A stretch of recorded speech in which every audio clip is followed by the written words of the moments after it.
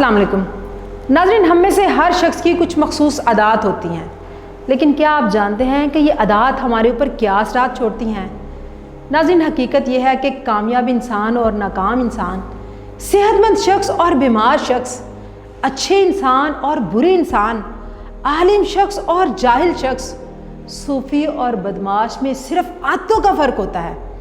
नाकाम इंसान की आदतें नाकाम लोगों जैसी होती हैं, बीमार शख्स ने बीमारों जैसी आदतें पाल रखी होती हैं, बुरे इंसान की आदतें बुरों जैसी होती हैं, जाहिल जाहलों की तरह ज़िंदगी गुजारता है और बदमाश में बदमाशों जैसी आदतें होती हैं। जबकि इनके मुकाबले में सूफ़ी में सूफ़ियों जैसे औसाफ, आलिम में आलमों जैसी आदतें, नेक इंसान में अच्छे इंसानों की आदतें, सेहतमंद लोगों में हेल्दी पीपल की आदत और कामयाब लोगों में कामयाब लोगों की आदत होती हैं।